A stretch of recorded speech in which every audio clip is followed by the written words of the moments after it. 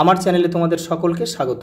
আজ আমরা class 4-এর Ryan Martin প্রশ্নবিচিত্রা থেকে বাংলার দ্বিতীয় পর্যায়ক্রমিক মূল্যায়নের 6 নম্বর স্কুল সলভ করব।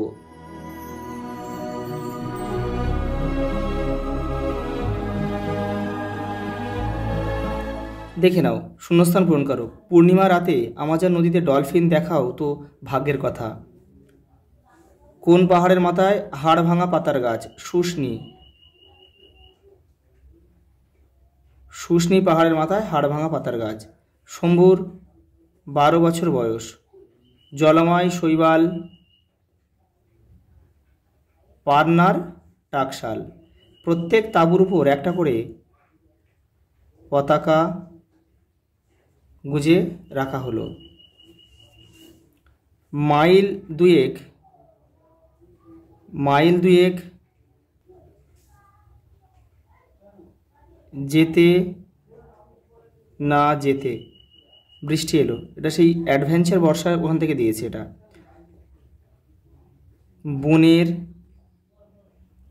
বনের ধারে শম্ভুর দাদুর ঘর।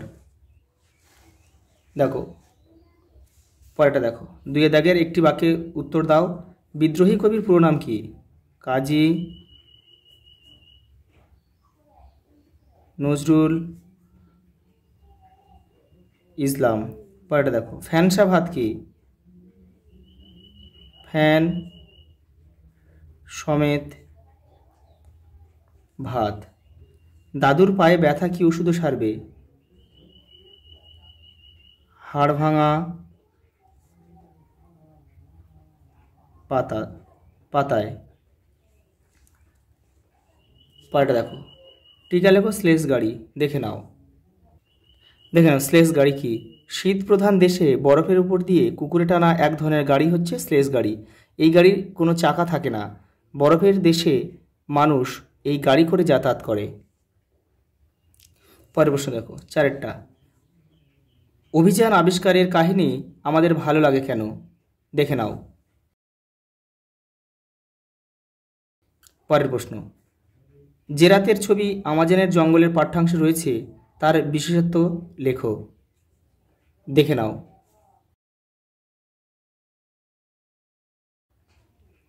পরের প্রশ্ন দেখো, দেশে দেশে দেয়াল গাঁথা বলতে কবি কি বুঝিয়েছেন? কিভাবে তিনি এর প্রতিকার করবেন? দেখে নাও।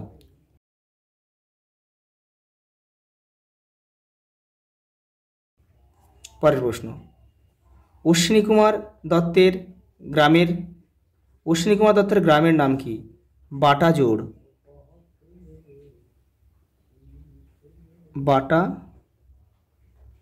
বাটাজোড়। টমবয় শব্দের অর্থ কি? ডান পিঠে বা দুরন্ত।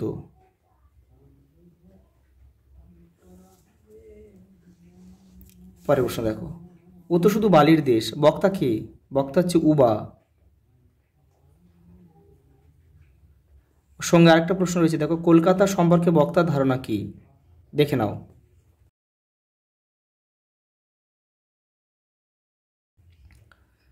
পরের প্রশ্ন, ইংল্যান্ডের দক্ষিণ মেরু অভিযানের আয়োজক সংস্থার নাম কি? Royal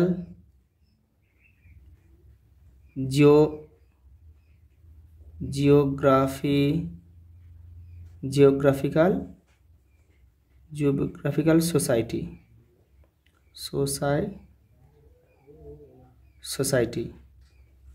royal Geographical Society. 1908 সালে কে দক্ষিণ মেরুর উদ্দেশ্যে যাত্রা করেন? স্যার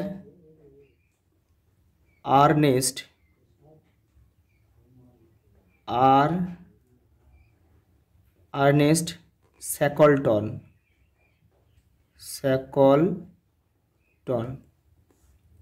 পরেরটা দেখো,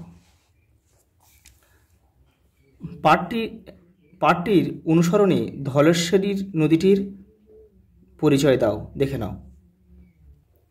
এই যে ধলেশ্বরী ক্ষেপা নদী, এখান থেকে এটা লিখবে। পরেরটা দেখো, স্বরযন্ত্র কাকে বলে? যে যন্ত্রের সাহায্যে আমরা কথা বলি বা শব্দ উচ্চারণ করি বা আওয়াজ করি সেই যন্ত্রকে স্বরযন্ত্র বলে। স্বরযন্ত্রটা দেখতে কেমন? আংটির মতো,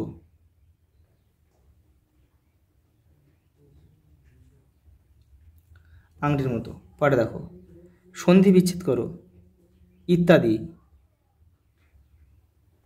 ইতি যুক্ত আদি। দেখো পরেরটা দেখো ভবন, ভূ যুক্ত অন। পরেরটা দেখো জগদীশ, জগৎ তো দিচ্ছি, জগৎ যুক্ত ইস, জগদীশ। পরে দেখো শব্দার্থ রয়েছে ছই, ছই মানে নৌকার ছাউনি, আর আস্তানা মানে থাকার জায়গা, থাকার জায়গা। পরেটা দেখো বাক্য রচনা করো, গৌরব। তোমরা এই বাক্য রচনা, গৌরব রয়েছে, ছটফট রয়েছে, তোমরা এগুলো নিজেদের মধ্যে কিন্তু করবে, তবু আমি করে দিচ্ছি। গৌরব, স্বাধীনতা সংগ্রামীরা আমাদের সকলের গৌরব।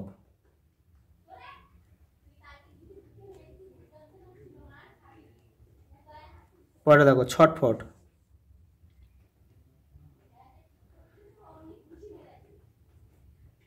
গরমে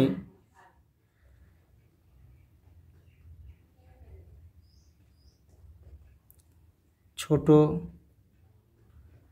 শিশুটি ছটফট করছে। পরেরটা দেখো 8 দাগে, নিচের বাক্যগুলিতে কোন বচনের ব্যবহার করা হয়েছে তা লেখো। ক, মা জলের দেশের মেয়ে, মা এরা এক বচন, একজন বলেছে এক বচন। পরে দাও মাঝিরা নাকি নুন বেশি খায়, মাঝিরা রয়াকার রয়েছে, তাহলে ওটা বহু বচন, অনেক মাঝি বোঝাচ্ছে, তাইলে বহু বচন। পরে দেখো কর্তা কর্মক্রিয়া চিহ্নিত, উবা ছবি আঁকছিল, এখানে কর্তা হচ্ছে উবা, কি আঁকছিল ছবি, তাহলে ছবিটা হচ্ছে কর্ম, আর আঁকছিল এটা হচ্ছে ক্রিয়া।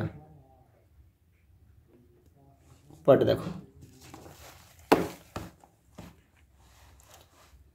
এবার হচ্ছে 10 দাগে দেখো আধার, বিপরীত শব্দ আধার, আলো, অগ্র পশ্চাৎ। পরে দেখো লিঙ্গান্তর করো, ভাই বোন।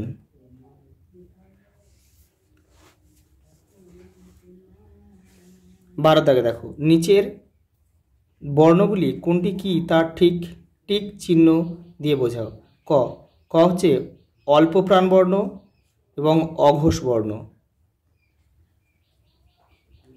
আর দ হচ্ছে অল্প প্রাণ বর্ণ এবং ঘোষ বর্ণ। আজ এই পর্যন্ত, দেখা হবে পরের ভিডিওতে।